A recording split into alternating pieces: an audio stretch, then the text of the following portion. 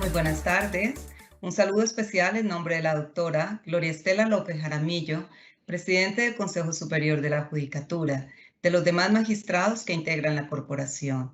Asimismo, un saludo especial en nombre de la doctora Marilucero Novoa Moreno, directora de la Escuela Judicial Rodrigo Lara Bonilla. Sean todos bienvenidos a esta conferencia virtual denominada Psicología Forense en Escenarios Judiciales, que hace parte del ciclo de capacitación en competencias de los empleados administrativos y judiciales. La psicología forense está dedicada al estudio del comportamiento del ser humano, por supuesto que está involucrado en procesos legales, con una función muy importante dentro de la administración de justicia, que es asesorar a esta en la toma de decisiones a partir del aporte que desde la cientificidad el psicólogo forense puede ofrecer en distintos procesos penales.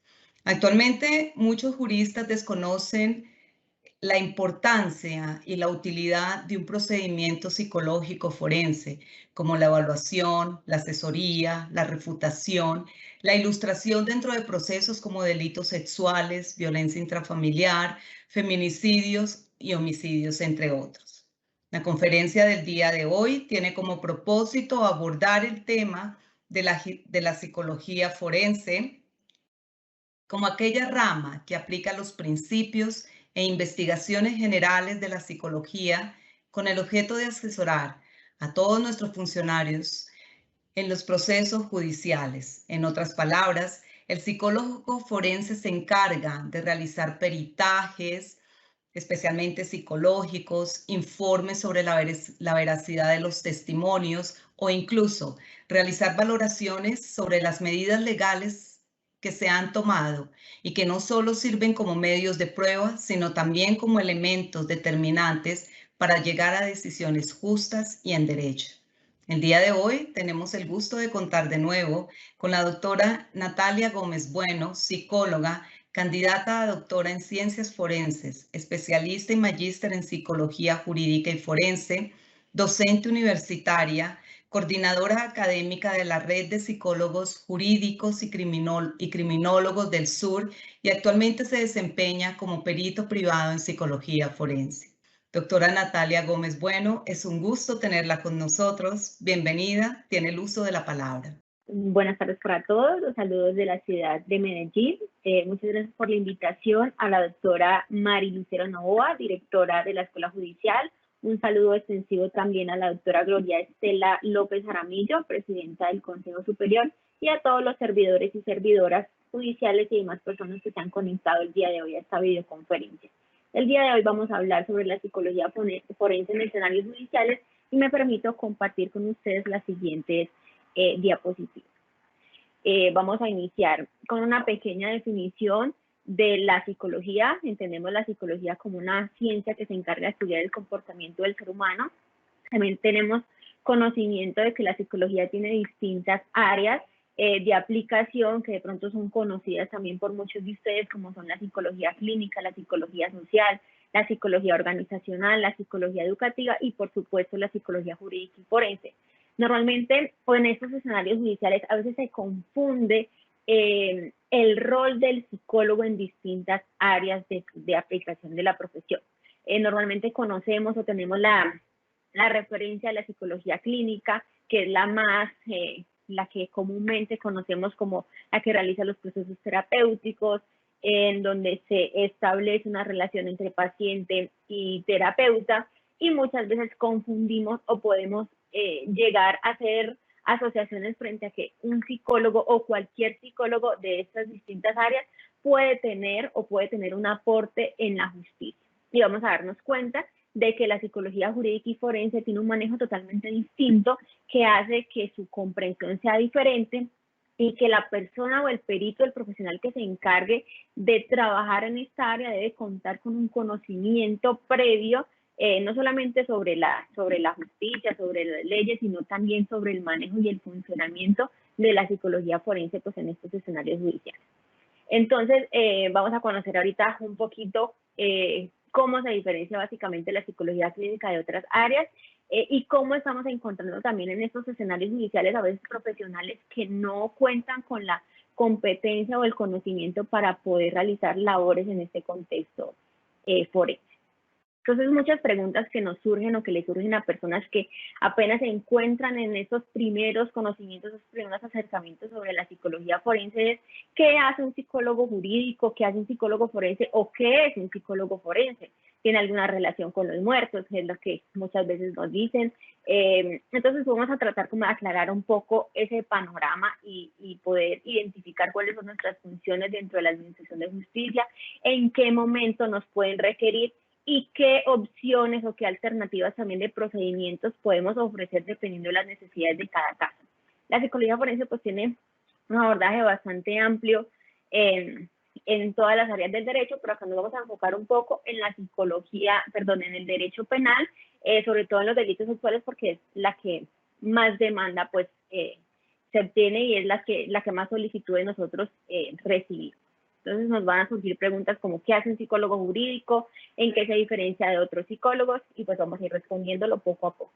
Entonces inicialmente vamos a saber que la psicología jurídica es un área especializada de la psicología que se encarga de estudiar el comportamiento humano que está involucrado en procesos legales o que alcanza una implicación jurídica. Entonces la psicología jurídica es bastante amplia, se encarga de trabajar con personas en distintos procesos, en personas ya sean víctimas de delitos, personas que hayan cometido agresiones, delitos sexuales, inclusive trabajamos también con profesionales u otros conflictos, otras personas en conflicto que no constituyan el área penal.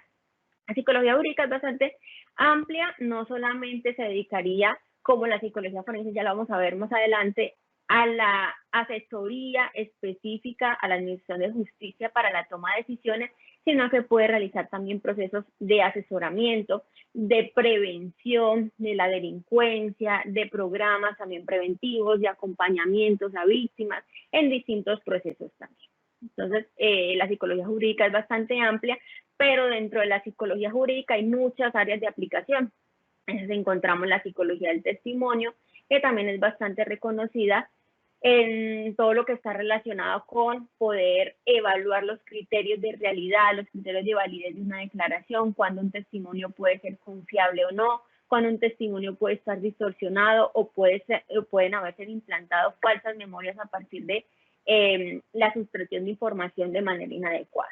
También tenemos la psicología criminológica en relación a conocer pues las motivaciones que llevaron a una persona a realizar algún tipo de conducta delictiva, a hacer una perfilación, a conocer características de personalidad, factores de riesgo que pudieran facilitar todo ese tipo de conductas, ya sea violentas, delictivas, criminales. También tenemos la psicología aplicada al derecho civil, de familia, de infancia y adolescencia, la psicología penitenciaria, la psicología de la conducta victimal y la psicología aplicada a los mecanismos alternativos de resolución de conflictos. Y finalmente tenemos la psicología forense. Entonces la psicología forense es un área de aplicación de la psicología jurídica que tiene un aspecto bastante específico y es definida como un campo de aplicación de la psicología jurídica que se encarga de asesorar a la parte procesal que lo requiera, a la Administración de Justicia, en presencia de un foro sobre una solicitud en particular. En términos mucho más sencillos, ¿qué es la psicología forense? La psicología forense se encarga de estudiar el comportamiento de una persona involucrada en un proceso legal, pero con el fin de asesorar a la justicia en la toma de decisiones. Es decir, que la psicología forense específicamente, a través de unos procedimientos científicos, va a dar respuesta a unas inquietudes jurídicas que se presentan ante la Administración de Justicia para poder asesorar a esta en la toma de decisiones frente a un caso específico. Entonces, dentro de la psicología forense, ya que tenemos un rol mucho más específico, vamos a realizar actividades como son asesoría y acompañamiento en procesos legales, realización de evaluaciones psicológicas forenses, que ya vamos a ir como desglosando esto poco a poco, la realización de conceptos técnicos psicológicos forenses con fines de refutación, donde todo esto pues va a estar sustentado pues en toda la metodología científica, en toda la cientificidad pues que se requiere. Bueno, Normalmente, dentro de la psicología forense, donde realizamos todas esas actividades como evaluaciones, realización de conceptos técnicos, asesoramiento, acompañamiento al abogado durante todo un juicio oral o en la realización de interrogatorios, contrainterrogatorios, también tenemos la misión de ratificar nuestros hallazgos de los procedimientos que hayamos adelantado en audiencia de juicio oral o en un extracto. Entonces, teniendo en cuenta eso, vamos a iniciar un poco con las diferencias entre la psicología clínica y la forense, para que todas las personas que requieran, todos los abogados o juristas o la administración de justicia que en algún momento requiera los servicios periciales de un psicólogo forense, pueda diferenciar o pueda identificar cuál es el profesional idóneo para poder dar respuesta a la inquietud jurídica que le está surgiendo pues a partir del caso que se está trabajando. Entonces tenemos el conocimiento de que la psicología clínica, que ya les decía inicialmente, está asociada con relación terapeuta-paciente, donde se hacen procesos terapéuticos. Vamos a hacer la diferenciación. Entonces la psicología clínica, el psicólogo clínico le denomina a su paciente como paciente o consultante, mientras que para nosotros los psicólogos forenses son nuestros usuarios, es la presunta víctima, es el presunto agresor. En ningún momento hablamos de que es nuestro paciente porque nosotros no tenemos una función terapéutica ni interventiva. Nosotros tenemos una función muy específica y es dar respuesta a una inquietud jurídica que se presenta y poder asesorar pues a la justicia en la toma de decisiones. La psicología clínica se encarga de buscar un alivio, una cura en ese paciente que se acerca a buscar un acompañamiento terapéutico porque está padeciendo alguna dificultad, un duelo, una pérdida, una depresión, bueno, diferentes síntomas que pueda estar presentando. Es decir, que desde la psicología clínica hay una voluntariedad en este paciente para poder asistir a ese proceso terapéutico y buscar esa ayuda. A diferencia de la psicología forense, el usuario, al estar involucrado en un proceso legal en donde se busca la justicia, no siempre existe una voluntariedad. Siempre o normalmente, para que esta persona asista a un proceso de evaluación o sea sometido a distintos procedimientos en un escenario judicial, está pues asignado por una tercera persona, o sea, el abogado quien esté solicitando que se realice el proceso. Pero normalmente de manera voluntaria no se realiza. Y esta poca voluntariedad también influye bastante en el tema de la sinceridad. Entonces, la psicología forense, no sé si acá tengo el otro cuadrito. Desde la psicología forense nosotros presumimos que puede existir algún tipo de contaminación de la información, algún tipo de simulación, riesgo de mentira y de engaño por encontrarse en un proceso legal. Mientras que desde la psicología clínica, el psicólogo clínico parte de la sinceridad de su paciente al haber llegado pues, a consulta de una manera voluntaria, donde busca una expectativa de cura o de alivio. Entonces, si se dan cuenta, empezamos a ver unas diferencias bastante notorias que también eso van impregnados en el chip de cada profesional. Entonces, un psicólogo clínico va a tener la visión o siempre va a tener la concepción de que la persona que se atiende es un paciente, está buscando una cura y de una manera voluntaria quiere buscar pues, un alivio. También frente al secreto profesional, que es en relación a la confidencialidad que debe guardar el psicólogo, también hay una diferencia bastante importante y que es muy, muy interesante que la conozcan no solamente los juristas, sino también los mismos usuarios. Entonces, desde la psicología clínica, se encuentra amparado por el secreto profesional, es decir, el psicólogo clínico debe guardar confidencialidad frente a la información que su paciente o su consultante pues, le está ofreciendo. La psicología forense tenemos un manejo distinto del secreto profesional, ya que estamos en un proceso legal y toda la información que nosotros recolectemos va a ser de conocimiento de todas las partes que están involucradas en el proceso. Es decir, que aquí el consentimiento informado o el secreto profesional tiene ciertas variaciones. Bueno, en relación a las técnicas también de evaluación, la psicología clínica utiliza únicamente técnicas directas de evaluación. ¿Qué quiere decir esto? Que únicamente hace el procedimiento con la persona o con el paciente que accede a su consultorio y se disminuye el riesgo de simulación o de distorsión de la información toda vez que el profesional pues asume que por la voluntariedad de su paciente existe pues una sinceridad. Mientras que en la psicología forense lo que hacemos es utilizar técnicas indirectas de evaluación para disminuir el riesgo de simulación, para disminuir el riesgo de engaño, teniendo en cuenta que la persona que estamos evaluando está involucrada en un proceso legal y tiene una motivación para mentir o quiere obtener algún tipo de beneficio. Eso es independientemente de que estemos trabajando o con una presunta víctima o con un presunto agresor. Entonces nosotros utilizamos tanto instrumentos de evaluación directas con la persona evaluada como métodos de evaluación indirecta, que sería información de terceras personas que nos puedan dar referencias sobre ese sujeto, la revisión de toda la documentación del proceso y pues demás datos pues que requeramos. Entonces nos damos cuenta que la psicología clínica y la psicología forense tiene un actuar distinto. Una de las problemáticas que yo he identificado como perito es que hemos encontrado informes periciales que se han realizado desde la perspectiva clínica y han sido aportados en procesos legales como pruebas periciales, pues con algún tipo de falencias en relación al tema de la confidencialidad, en relación al consentimiento informado y en relación también a las pretensiones del sujeto. Si tenemos de pronto un poquito de más de tiempo cuando finalice, les estaría compartiendo pues algunas experiencias. Bueno, entonces acá vamos ya a adentrarnos en relación a cuál es la aplicabilidad de la psicología forense. Entonces, ¿cómo surge todo esto?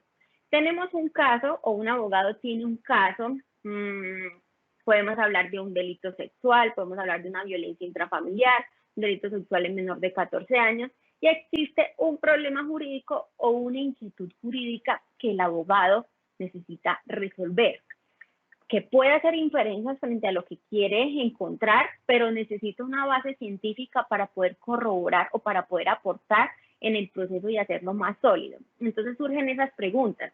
Por ejemplo, en los casos de violencia intrafamiliar pueden surgir preguntas para el abogado como, ¿será que este cliente, digamos un abogado defensor, ¿será que mi cliente es una persona que tiene tendencia hacia los comportamientos violentos? ¿Será que es una persona que sí tiene factores de riesgo que pudieron haber facilitado la aparición de todas esas conductas violentas que se están denunciando? O si estamos, o el abogado representante de víctimas puede surgirle ciertas dudas como, ¿será que esta persona, esta mujer presunta víctima de esa violencia intrafamiliar tiene algún daño psicológico como consecuencia de esa violencia intrafamiliar que está denunciando?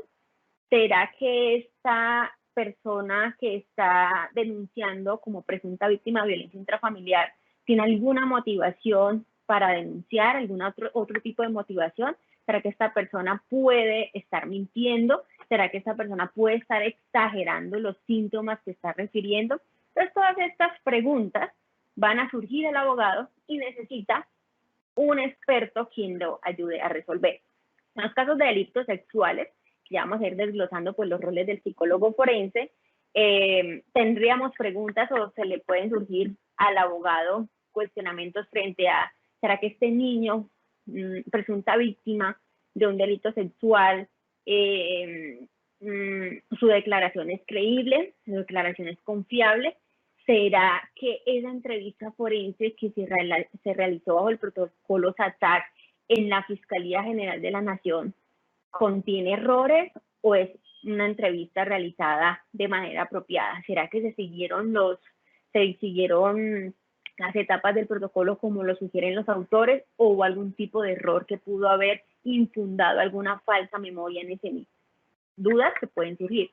O en relación a su cliente, si es un defensor, ¿será que mi cliente tiene las características psicológicas que normalmente se encuentran en agresores sexuales de menores de edad? ¿Será que mi cliente tiene esos factores de riesgo, esas características de personalidad que la literatura científica dice que normalmente se han encontrado en personas que han desplegado conductas sexuales con menores de edad? Entonces, todos estos cuestionamientos van a surgir frente a cada caso va a ser distinto y cada cuestionamiento va a ser diferente. Entonces, a partir de este cuestionamiento que tiene el abogado, va a acudir donde un profesional experto para que pueda resolver su duda. En este caso, ¿quién podría ser el profesional experto? Un psicólogo forense que tenga las competencias, que tenga toda la formación académica para dar respuesta a su solicitud. Acá hay otro tema importante frente a las solicitudes que recibimos muchas veces y que lo vamos a ir abordando más adelante, pero pues voy a, por pronto por si me falta tiempo, lo voy a ir desglosando. Muchas veces recibimos solicitudes periciales que no están ajustadas a nuestras competencias profesionales. Tenemos que tener muy claro que la psicología forense no es una ciencia exacta, por lo tanto nosotros siempre hablamos en términos de probabilidad. Por lo tanto, no podríamos dar respuesta a una solicitud que sea demasiado concreta y que exceda pues nuestras capacidades y también pues los alcances pues, de nuestra ciencia. Solicitudes como por ejemplo, necesito saber si ese testimonio es verdad o es mentira. Entonces, esa solicitud tan puntual que es en relación a la certeza, nosotros no podríamos responderla de manera específica. Podemos brindar alternativas al abogado frente a lo que la psicología forense propone, y es en relación a si esa declaración contiene criterios de realidad, tiene contenido emocional, tiene cantidad de detalles que convierten esa declaración en fiable y en válida. Entonces, a medida que recibimos solicitudes y que muchas veces están por fuera de las competencias de nuestra disciplina, lo que hacemos es reajustarlas, explicar al abogado qué es lo que nosotros podemos hacer, cuáles son nuestros alcances y cuáles son nuestras limitaciones. Por ejemplo, otro tipo de solicitudes que muchas veces recibimos que no podríamos dar respuesta es, dígame si esta persona sí cometió el delito sexual, si lo cometió sí o no. Nosotros no podríamos dar respuesta a esto finalmente porque quien toma la decisión si de condenar o no, pues finalmente es el juez. Nosotros vamos a brindar a partir de la cientificidad algunas herramientas para poder acercarnos un poco frente a lo que pudo haber ocurrido, pero no podemos tener la certeza de que la persona haya o no haya cometido el delito. Entonces podemos ajustar la solicitud frente a esta persona o hacer una evaluación psicológica forense para identificar características psicológicas, características de personalidad, distorsiones cognitivas o demás que puedan estar relacionadas con lo que frecuentemente se encuentran agresores sexuales.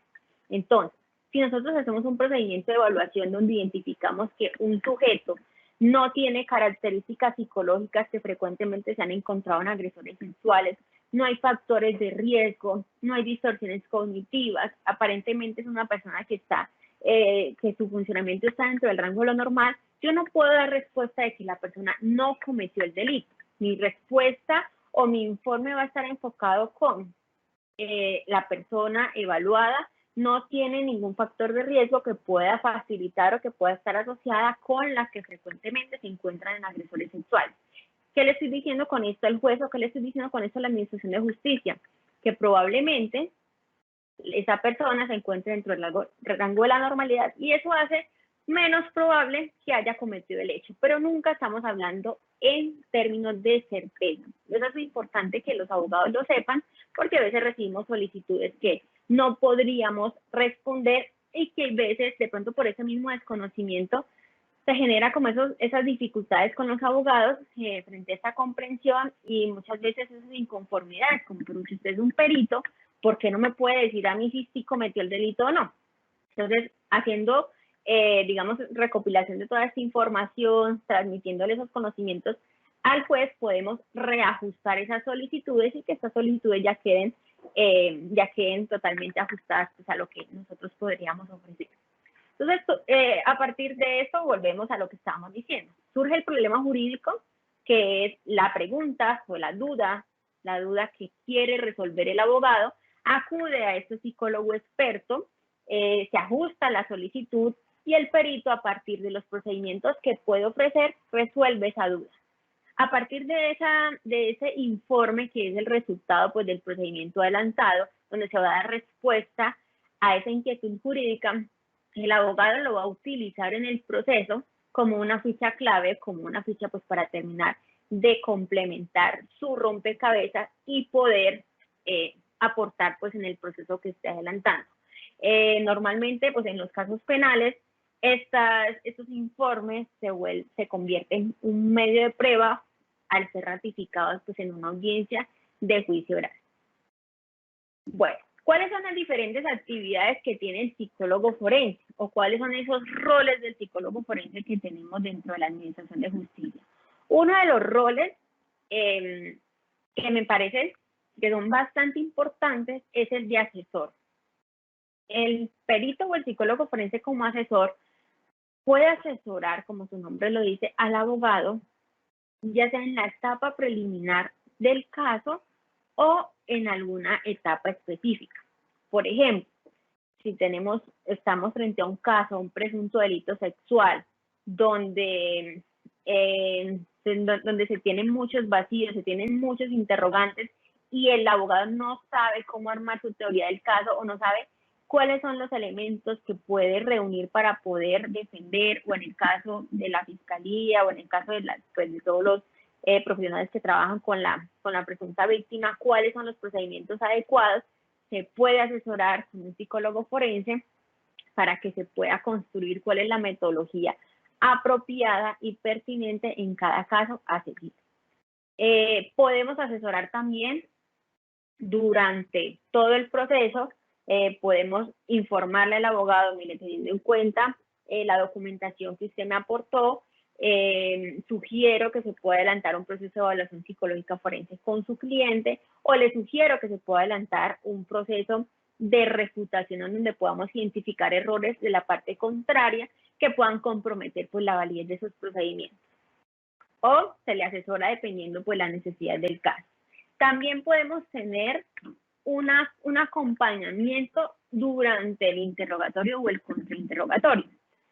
Normalmente estas asesorías son durante todo el proceso, pero en muchas oportunidades, en algunos casos, encontramos profesionales del derecho que acuden al psicólogo forense cuando ya hay una etapa procesal en donde no se puede incorporar algún tipo de prueba, es decir, ya están próximos a iniciar el juicio oral, ya se pasó la audiencia preparatoria, ya no pueden incorporar ningún otro procedimiento, necesitan una asesoría para construir cuál sería el contrainterrogatorio adecuado o cómo guiarse para realizar un contrainterrogatorio al profesional de la parte contraria en relación a un informe que se emitió previamente, cómo construir también interrogatorios a sus propios peritos y demás. Entonces es un procedimiento que puede iniciar únicamente en fase preliminar, pero también puede ser durante todo el proceso. De hecho, cuando realizamos procedimientos, como ya lo vamos a ver ahorita más adelante, en relación a informes de refutación, el asesor puede estar de manera ininterrumpida durante todo el proceso. Obviamente también debe ser incorporado en la audiencia preparatoria este profesional como asesor, o sea, también perito de refutación, en donde debe acompañar pues al abogado de manera permanente e ininterrumpida durante el proceso. Otras actividades que realizamos son evaluaciones psicológicas, revisión de documentos, historias clínicas, controvertir otros documentos que ya han sido aportados por la parte contraria, asesorías y demás. Entonces ahora vamos a ver cómo o cuáles serían los roles que tendríamos nosotros los psicólogos forenses dentro de los procesos penales, específicamente pues en los delitos sexuales, que es donde más pues más demanda hay, es donde voy a como ejemplificar un poco. Entonces podemos ser testigo perito de refutación o testigo perito experto. Empezamos con el perito, que el perito pues viene del latín peritus, que significa experto en algo. Entonces el perito, que será el psicólogo forense, es la persona pues que, teniendo unos conocimientos específicos, técnicos o artísticos, van a realizar o adelantar un procedimiento experto. En estos casos, la actividad que normalmente realiza el perito son evaluaciones psicológicas forenses. Y muchas veces escuchamos el término evaluaciones psicológicas y también se tiende a confundir con otros procedimientos que se ofrecen o que estamos encontrando también en la Administración de Justicia, que se presentan como pruebas cuando carecen bastante de métodos científicos. Entonces voy a hacer muy breve como en la diferenciación para que ustedes como profesionales también puedan identificar o diferenciar cuando tengan un informe enfrente qué tipo de procedimiento se realiza. Entonces empecemos con la entrevista. Encontramos entrevistas forenses, entrevistas psicológicas, donde hace referencia pues a la realización o a la conversación entre dos o más personas que tienen un objetivo específico para poder obtener algún tipo de información. Es decir, que la entrevista es un procedimiento bastante específico donde se busca una información en concreto. Tenemos entrevistas forenses, que son las que encontramos normalmente en fiscalía, que se adelantan a niños presuntas víctimas de delitos sexuales, que son entrevistas forenses que buscan establecer pues, las circunstancias de tiempo, modo y lugar en que ocurren los presuntos hechos. Se realizan normalmente bajo protocolos ATAC, protocolos 6 pasos, que son los que se utilizan ahora, pero únicamente tienen la función de contextualizar esos presuntos hechos en tiempo, en espacio y en persona. Mientras que una valoración psicológica también es un procedimiento que permite hacer una impresión diagnóstica frente a una determinada situación. Estas valoraciones psicológicas están relacionadas con la realización de alguna entrevista y la observación. A partir de esa entrevista, esa observación, se realiza un informe por parte de ese profesional encargado y llega a algunas conclusiones. ¿Cuál es la limitación que tiene una valoración psicológica? Las valoraciones psicológicas se hacen en un solo momento, es decir, en una sola sesión, 20, 30, 15, 40 minutos, dependiendo pues del tiempo que invierta el profesional en adelantar pues, el procedimiento y hacer una interpretación a partir de la percepción que se tuvo en ese momento. ¿Cuáles son las desventajas de la valoración? Es un procedimiento que cuenta con poca cientificidad, más bien carece de método científico, toda vez que esas impresiones diagnósticas que el profesional está realizando pueden estar sesgadas o pueden estar relacionadas con alguna otra situación que pueda estar experimentando ese niño o ese sujeto. Entonces, en ausencia de pruebas psicológicas o de más sesiones de trabajo con ese usuario que puedan corroborar la percepción inicial, pues podría hablarse de un procedimiento mucho más completo y exhaustivo. Estamos encontrando que se realizan valoraciones psicológicas en una sola sesión de entrevista, en media hora, con ausencia de pruebas psicológicas, ausencia de corroboración de esa información. Se están haciendo relaciones causales sin tener conocimiento de pronto de otras situaciones que esté experimentando un niño. Voy a ejemplificar un poquito. Por ejemplo, perdón que yo de pronto me remita o ponga ejemplos con alguna institución, pero es en relación pues, a la experiencia que he tenido. Digamos, se remite por parte de Fiscalía a un niño presunta víctima de un delito sexual a medicina legal para realizar una evaluación psicológica forense con el fin de establecer si algún tipo de afectación como consecuencia de esa situación que se está denunciando. Obviamente en estas instituciones, por la demanda de usuarios, la cantidad de evaluaciones que se tienen que hacer constante, no se cuentan con todas las herramientas para poder realizar un proceso exhaustivo. Entonces lo que se realiza es una entrevista, a partir de esa entrevista se hace una observación y se realiza el informe. Este informe se considera como una prueba y se presenta al profesional como un perito. Sin embargo, les pongo el ejemplo.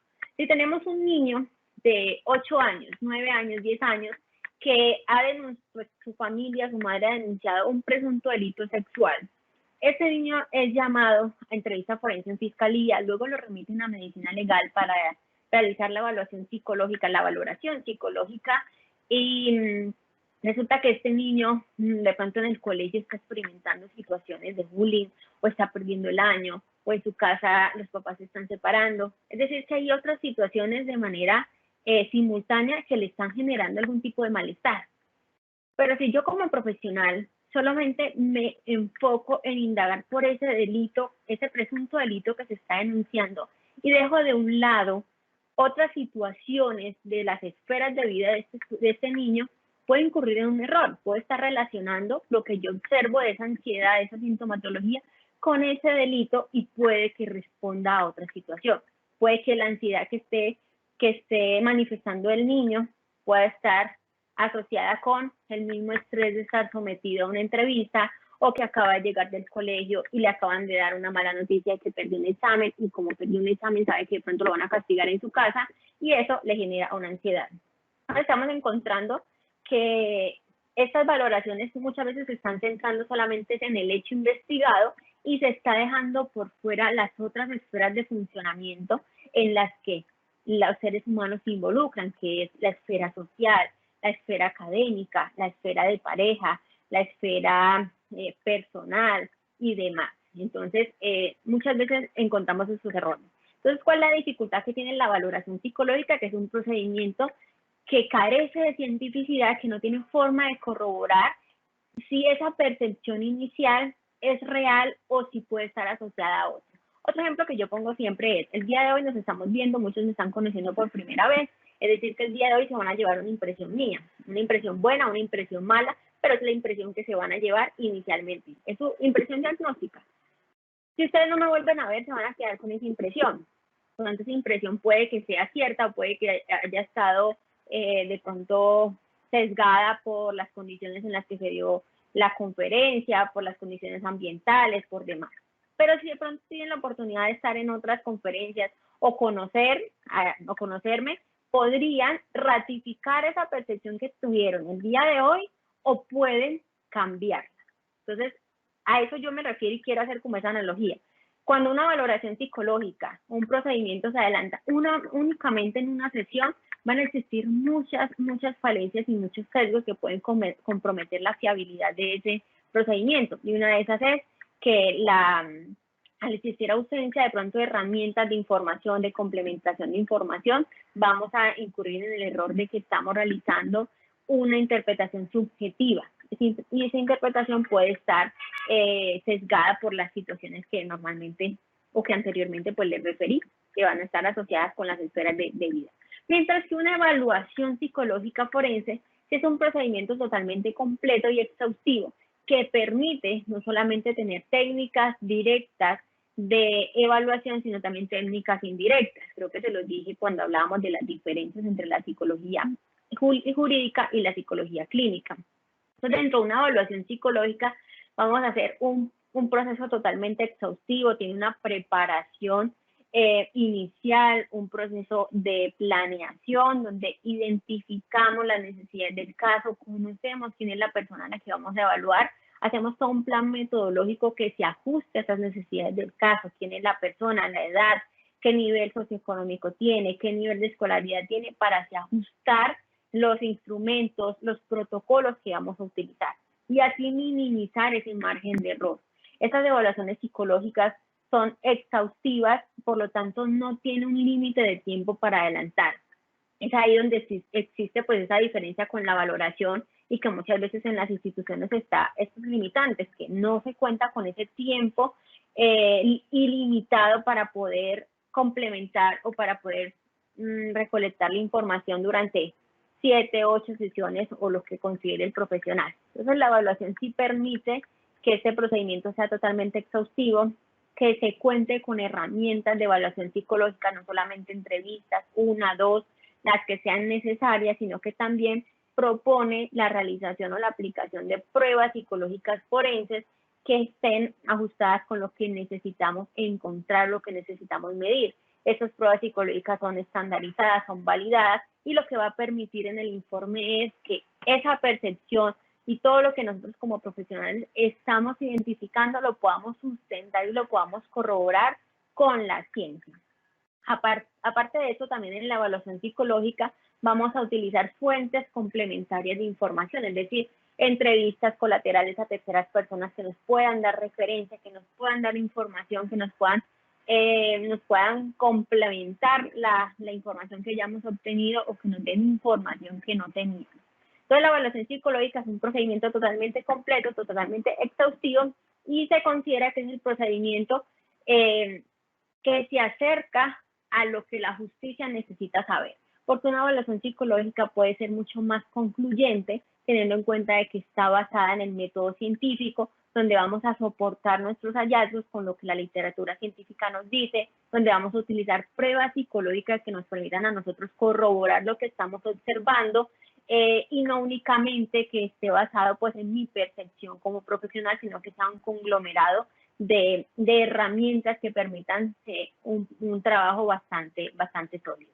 Entonces, en el caso de las evaluaciones psicológicas, en los procesos en relación a los delitos sexuales, lo que nos solicitan normalmente es realizar evaluaciones psicológicas o a la presunta víctima para conocer si hay algún tipo de sintomatología que esté asociada con las que frecuentemente se encuentran en víctimas de delitos sexuales, o hacer una evaluación psicológica forense para poder identificar si hay algún tipo de manipulación o de características en ese niño que puedan informar sobre una posible alienación parental o algún tipo de información que esté infundada por tercera persona, o hacer una evaluación para poder conocer qué tantos criterios de realidad tiene esa declaración, si puede ser confiable o no, si es válida y demás. Y si estamos en relación a la persona que está siendo acusada o el presunto agresor, nos solicitan evaluaciones psicológicas como realizar evaluación psicológica para conocer características psicológicas, características de personalidad, que nos puedan informar si normalmente son las que se encuentran en agresores sexuales, si es una persona que tiene factores de riesgo o no, que puedan facilitar la aparición de sus comportamientos, si hay algún tipo de alteración psicopatológica que pueda estar relacionada con esa conducta sexual desviada que se está investigando y demás. Entonces, nosotros a través de la cientificidad podemos dar respuesta a esas solicitudes siempre y cuando estén ajustadas a lo que nosotros podemos hacer como profesionales. Luego, ¿quiénes están facultados para ser peritos acá en Colombia? Ese es otro tema que es bastante debatido en clases y demás, ya que el Código de Procedimiento Penal nos dice en el artículo 408 que cualquier persona o cualquier profesional que tenga un título legalmente reconocido puede ser perito. Es decir, si usted es psicólogo o yo soy psicóloga, me acabo de graduar, tengo el título legal, puedo ser perito. Eso es lo que nos dice el Código de Procedimiento Penal. Sin embargo, esto no corresponde con el deber ser, pues se espera que el profesional que adelante estos procedimientos sea un profesional idóneo, es decir, que tenga no solamente la formación académica, que pueda diferenciar mínimamente cuáles son las diferencias entre la psicología forense y las otras áreas del derecho, de las otras áreas de la psicología para no incurrir en ciertos errores, sino que también tenga cierta experiencia. Entonces, espera que estos profesionales sean idóneos y que quien realice estos procedimientos pues tenga el conocimiento científico sobre esto. Entonces, ¿cuál es la invitación siempre? De que verifiquemos si el profesional que muchas veces le estamos solicitando este procedimiento tiene las competencias para realizarlo. He encontrado muchas veces como perito de refutación informes periciales, les decía inicialmente, que son realizados por un psicólogo clínico. El abogado pensando, creyendo de pronto que cualquier psicólogo puede tener las mismas funciones y basándose pues en lo que nos dice el artículo 408, solicitan a un psicólogo clínico, un psicólogo organizacional. El procedimiento, este profesional lo hace, pero lo hace teniendo en cuenta los lineamientos para los que fue entrenado. Entonces, un psicólogo clínico ha encontrado esos errores donde siga actuando bajo el secreto profesional, bajo la confidencialidad, donde su consentimiento informado pues no relaciona las variaciones en esa confidencialidad o que esa información debe ser revelada y demás, y se incurren pues en varios errores. Entonces es importante que se pueda seleccionar el profesional adecuado e idóneo para adelantar estos procedimientos. Bueno, la evaluación psicológica, creo que lo hablas, pero voy a mencionarlo acá muy rápido. Recepciona la solicitud, nos llega la solicitud, luego hacemos toda la fase de planeación, luego planteamos unos objetivos, unas hipótesis, adelantamos toda la metodología, entrevistas, pruebas psicológicas, observación, luego triangulamos toda esa información, luego nos dirigimos a la literatura científica para poder soportar por medio de autores los hallazgos, luego hacemos nuestro informe psicológico y luego lo vamos a ratificar en audiencia juicio oral. Normalmente un informe de evaluación psicológica tiene de 25 a 30 páginas. Es un informe súper completo que le permite al lector poder contextualizarse frente a todo lo que se hizo, qué procedimientos se realizaron, si se realizaron pruebas psicológicas, qué pruebas psicológicas se utilizaron y para qué sirven esas pruebas psicológicas. Sabemos que muchos de los lectores de estos informes periciales no son psicólogos, sino que son abogados. La idea con estos informes es que puedan ser tan clarificados que no confunda al lector y que esa persona que lea pueda comprender totalmente lo que se hizo y que pueda encontrar en cada apartado desde la metodología que se utilizó, por qué se utilizó, como los hallazgos de las pruebas, para qué sirve, cómo se interpretó, qué resultados se encontraron y finalmente cómo se trianguló la información. Bueno, yo sé que nos queda muy poquito tiempo, voy a avanzar acá. Tenemos otro testigo, otra clase de testigo, que me parece súper importante y es uno de los que más me desempeño, donde más solicitudes mejor recibo en casos de delito sexual, y es el perito de refutación. El perito de refutación se encarga de controvertir de manera científica los resultados y argumentos del experto de la parte contraria. En pocas palabras, ¿qué hace un perito de refutación? Tenemos un caso de un delito sexual, el abogado necesita identificar errores en los procedimientos de la parte contraria. Lo que hacemos es revisar toda la documentación aportada en el proceso, todos los procedimientos realizados por la parte contraria, entrevistas forenses, valoraciones psicológicas, evaluaciones, todo lo que sea objeto de estudio de la psicología, lo revisamos, lo analizamos y podemos identificar si esa metodología que se propuso pues contiene algún tipo de error, si hay algún tipo de error metodológico, procedimental, algún tipo de error ético que comprometa la validez y la confiabilidad del procedimiento. Obviamente, este análisis y todo lo que controvertimos lo hacemos a la luz de la cientificidad. Es decir, que para yo poder informar que ese procedimiento es inadecuado o que se cometieron errores o que la metodología no es pertinente, debo utilizar los autores que me refieran cuáles son los errores frecuentemente encontrados.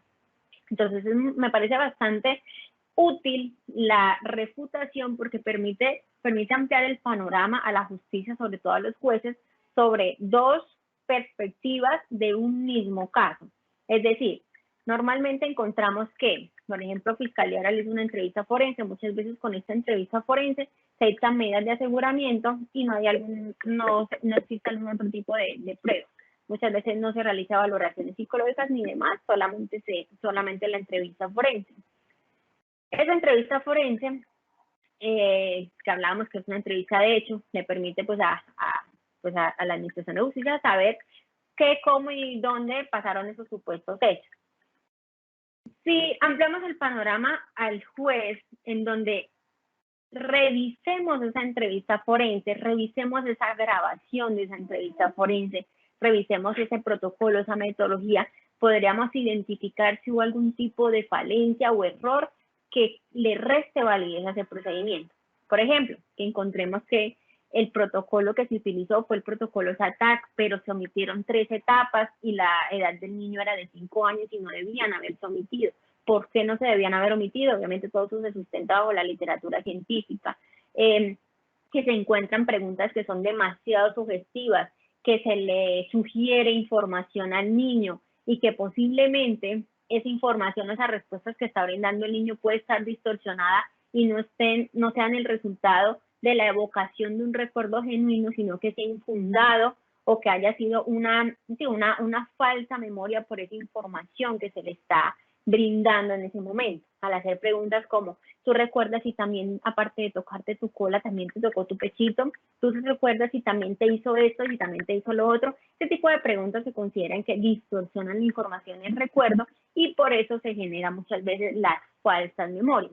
No hay forma de saber exactamente si un niño tiene una falsa memoria, pero sí podemos identificar las preguntas que pueden ser un factor de riesgo para su aparición. Entonces, al nosotros analizar la forma en la que se realizó esa entrevista, en la forma en la que se hizo un informe, en la forma en la que se aplicó un protocolo, ya podríamos hablar de que es un procedimiento que pierde confiabilidad. Entonces, le damos ese panorama al juez de saber cuál es el deber ser, cómo debe realizarse una entrevista, qué es lo que se debe evitar en una entrevista con niños menores de edad, presuntas víctimas de delitos sexuales, cómo deben realizarse las preguntas, que se debe procurar que la narrativa sea libre y espontánea, que se deben evitar esas preguntas cerradas, dirigidas, preguntas sugestivas, porque pueden distorsionar el recuerdo del niño, pueden infundar falsas memorias o pueden distorsionar inclusive la información que esté brindando. Entonces, el perito de refutación es importante porque permite visibilizar no solamente los resultados, sino cómo llegaron a esos resultados. Normalmente en los procesos legales encontramos que cuando muchas veces se ratifica en juicio oral un peritaje, hace referencia a qué hizo y qué resultados o a qué conclusiones llega. Pero muy pocas veces se pregunta es cómo usted llega a esa conclusión.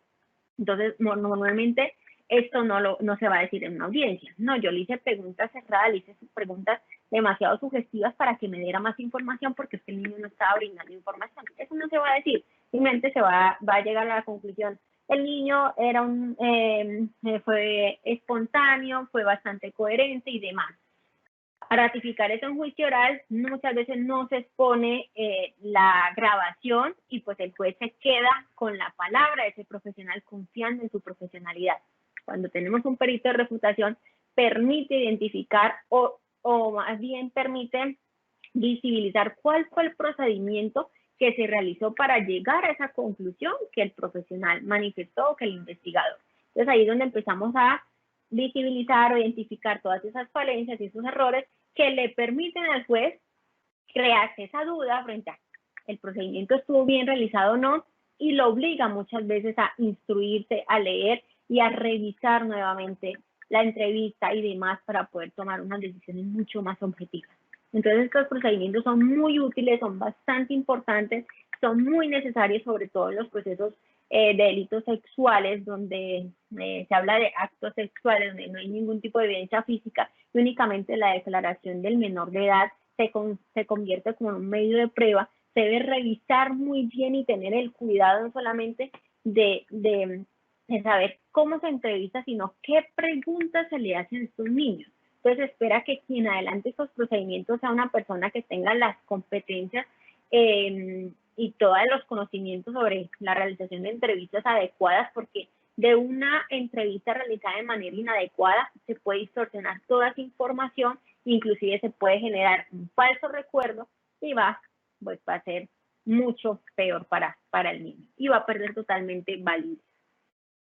Hay otro rol que es muy, muy interesante también, ya para cerrar, es el perito experto o el perito ilustrador. También he tenido la oportunidad de ser muchas veces perito experto, perito ilustrador en procesos.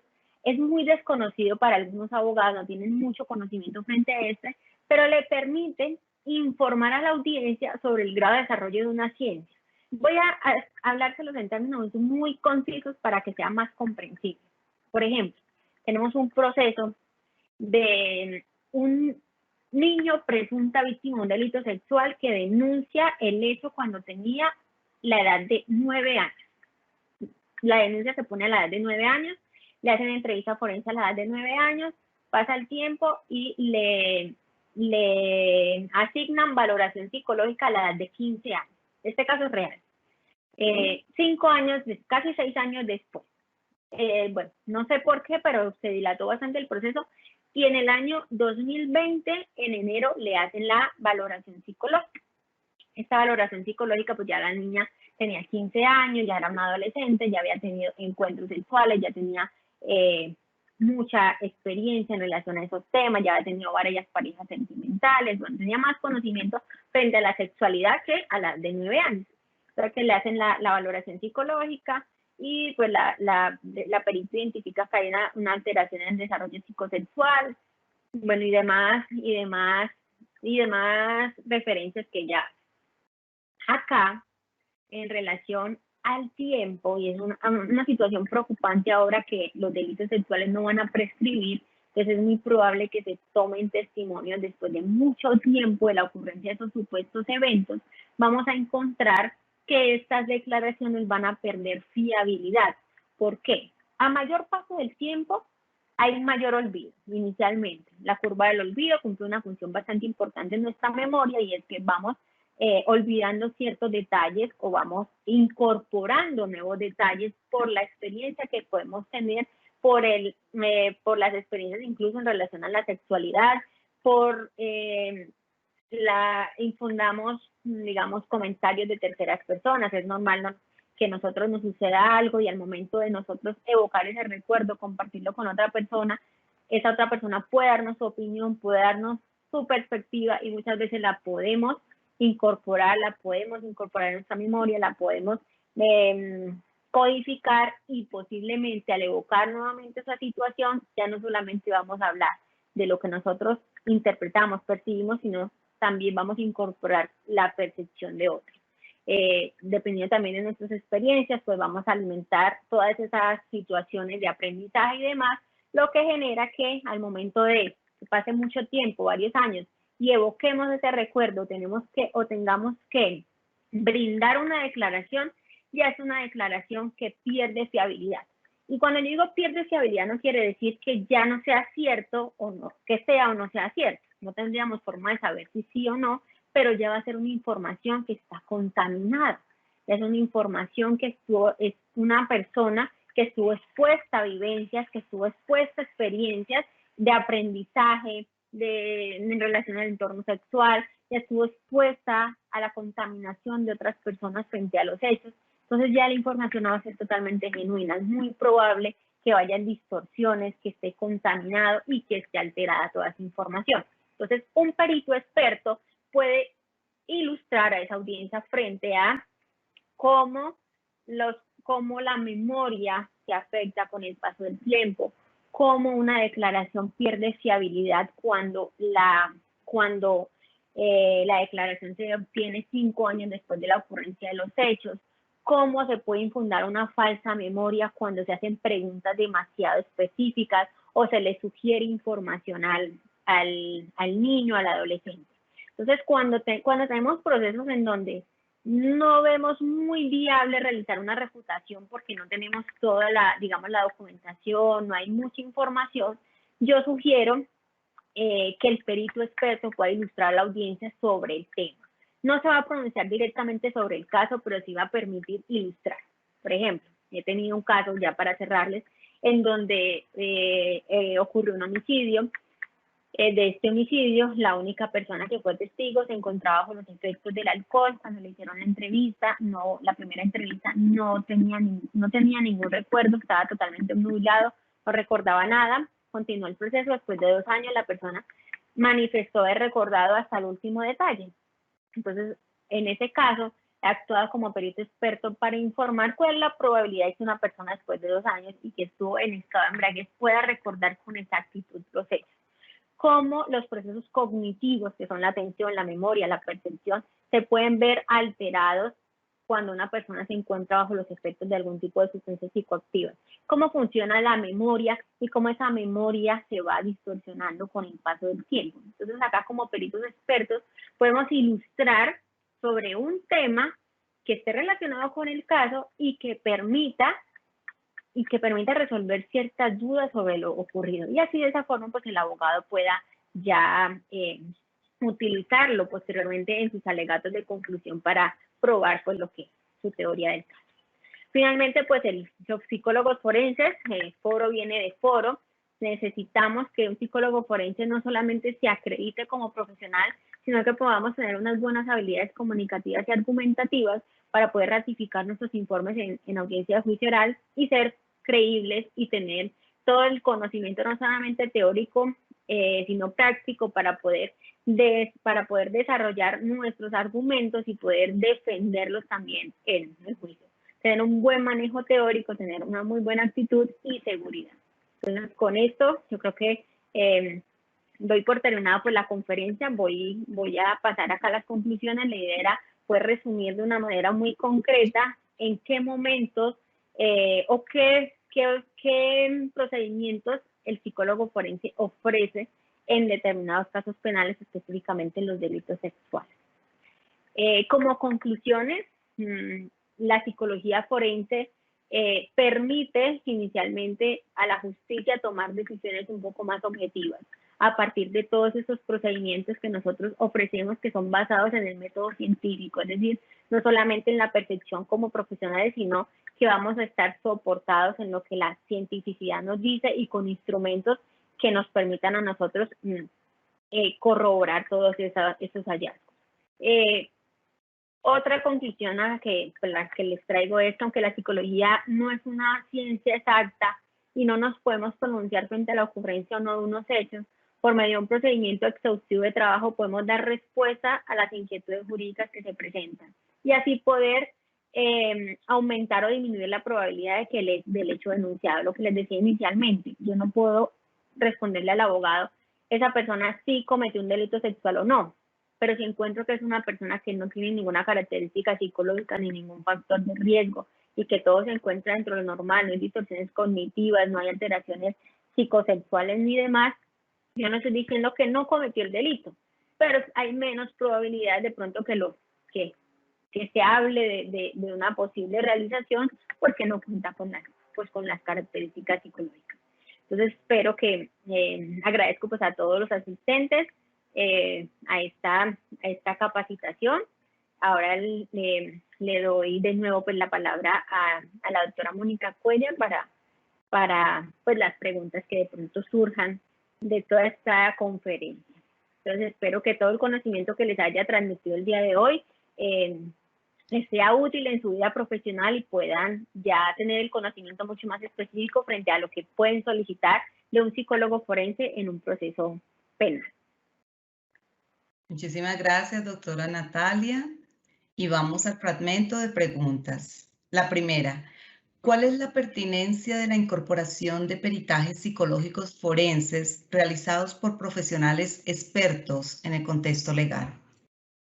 Bueno, como yo les decía inicialmente, la psicología forense ofrece la cientificidad en los procesos, a diferencia de otros procedimientos donde no se cuentan con las herramientas de la psicología forense, sobre todo con los que trabajamos de manera particular o independiente y tenemos la posibilidad de ilimitar el tiempo para realizar el procedimiento, entendemos y comprendemos la importancia de la psicología forense en estos procesos legales y esa misma importancia de poder aportar procedimientos científicos. Entonces, uno de los factores más importantes que nosotros como psicólogos forenses debemos tener en cuenta es que lo que realicemos esté sustentado en el método científico, es decir, que todo lo que realicemos esté avalado por la comunidad científica, todo esté soportado teóricamente y así podamos aportar a la justicia.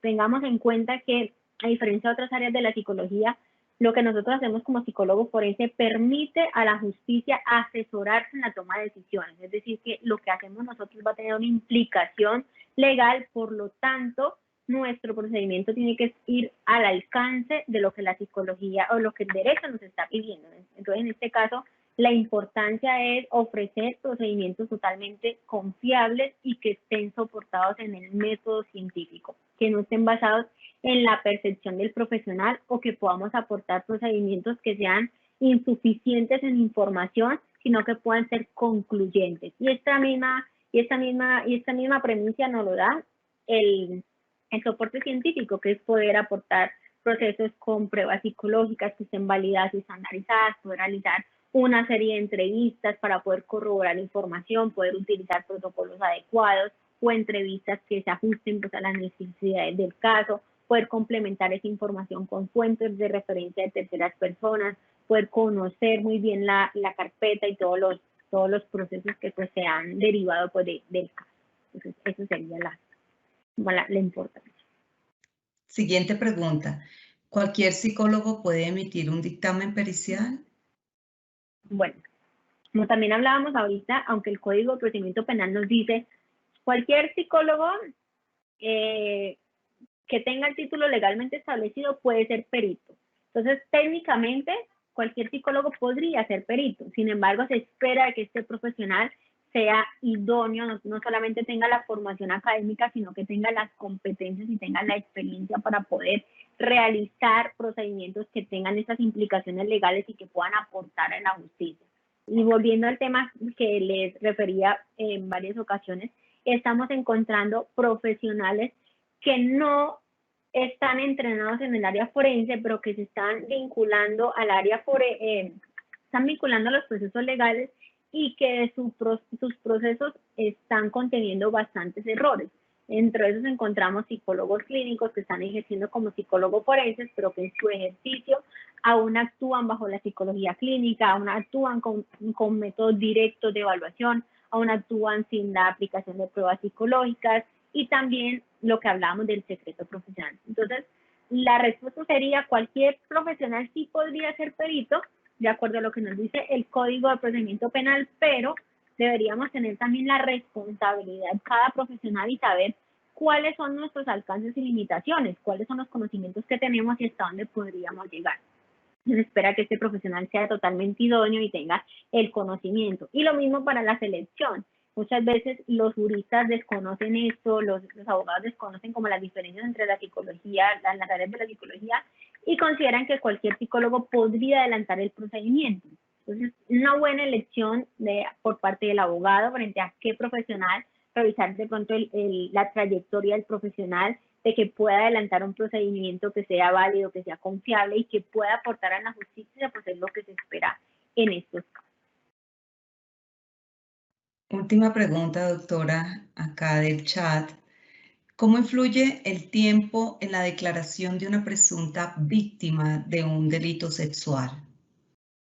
Bueno, lo que hablábamos también ahorita, se espera se espera que cuando se experimenta una situación que pueda ser traumática o que pueda ser perturbadora para el ser humano, sea para un niño, adolescente o cualquier persona, se obtenga la información en el menor tiempo posible, para así evitar que con el paso del tiempo ocurran ciertas variables, como por ejemplo el olvido, la curva del olvido, la asociación con otra situación que pueda ser similar, o la asociación de ese evento con el que le ocurrió a una persona cercana y así pueda confundir o pueda tomar fragmentos del otro suceso y vincularlos o incorporarlos en la memoria, o lo que hablábamos ahorita, con el paso del tiempo,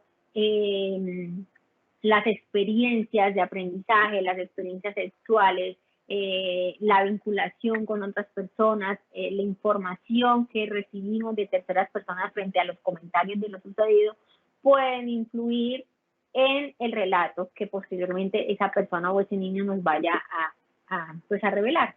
Entonces, pierde total fiabilidad. Entonces, es importante que tengamos en cuenta siempre que a mayor paso del tiempo, mayor olvido y mayor exposición a distorsión de la información vamos a encontrar. Entonces, a mayor paso del tiempo, vamos a saber que el testimonio va a perder fiabilidad, que ya no va a ser totalmente confiable por haber estado expuesto a situaciones en donde pudo haberse contaminado. Entonces, eso tenemos que tenerlo bastante en cuenta al momento de nosotros hacer procedimientos como credibilidad de la declaración o hablar o pronunciarnos frente a la memoria, frente a esos procesos cognitivos que están involucrados pues, en la evocación de recuerdos. Un agradecimiento muy especial a la doctora Natalia Gómez Bueno por su clara y ponderada explicación sobre la importancia de la psicología forense en escenarios judiciales, sus conceptos básicos, los modelos, las técnicas de evaluación propios, las herramientas para el análisis psicológico de la conducta humana en el marco de un sistema penal acusatorio. Así como se dijo en esta conferencia y como usted también lo manifestó, doctora, se pretende visibilizar todos los escenarios y aportes que la psicología forense ofrece para incorporar procedimientos objetivos basados en el método científico y explicar cómo pueden ser incorporados dentro de un proceso penal, así como los aspectos que se deben tener en cuenta para ser admitidos como válidos y confiables. Muchísimas gracias de nuevo, doctora. Gracias a los servidores y servidoras judiciales y a todas las personas que actúan en el sector justicia que se conectaron a esta conferencia virtual. Muchísimas gracias. Un feliz resto de día para todos.